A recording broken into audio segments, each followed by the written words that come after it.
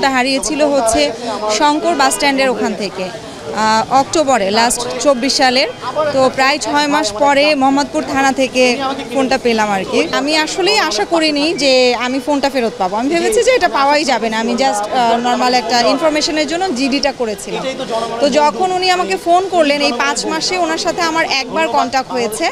তো উনি নিজে থেকে যখন ফোন করে আমাকে জানালেন যে ফোনটা পাওয়া গিয়েছে, সত্যি আমি বাংলাদেশ পুলিশকে ধন্যবাদ জানাই। আমাকে পুলিশ বলছিল যে 2 মাস পরে কন্ট্যাক্ট করার জন্য। আমি আশা ছেড়ে দিয়েছিলাম যে আসলে কি হবে। তো হুট করে কালকে আমাদের এসআই শামীম ভাই আদাবর থানার ফোন দিয়েছে যে আপনার একটি ফোন পাওয়া গিয়েছে, আপনি ডিসি অফিস থেকে কানেক্ট করবেন।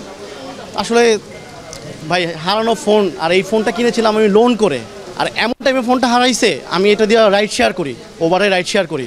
তখন আমার আসলে সব কিছু বন্ধ হয়ে গেছে, মানে আমার ইনকাম সোর্স বন্ধ হয়ে গেছিলো। এখন আমি ফোন পেয়ে আসলে অনেক আনন্দিত।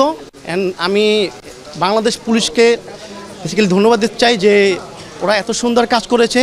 কারো যদি কোনো মোবাইল ফোন হারিয়ে থাকে, তাহার করণীয় হলো তার যে ফোনটা হারিয়েছিল সেই ফোনের IMEI এবং ওই ফোনের যে সিমটা ছিল ওই সিম উল্লেখ করে তার নিয়ন্ত্রণাধীন থানাতে একটা জিডি করা। কারণ এটা তার আইনগত একটা সেফটি হিসাবে কাজ করবে।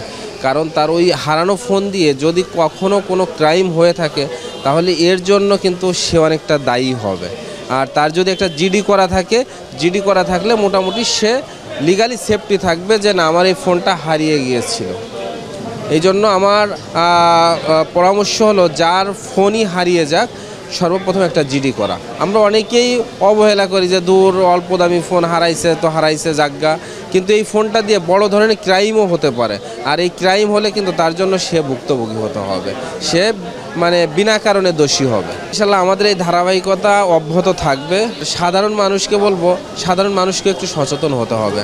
অনেকেই যে গাড়ির গ্লাস খুলে ফোনে কথা বলে, এর মাঝে ফোনটা নিয়ে নেয়। আসলে আমরাও যদি একটু সতর্ক থাকি তাহলে আমাদের ফোনটা খোয়া না যাওয়ার সম্ভাবনাই বেশি।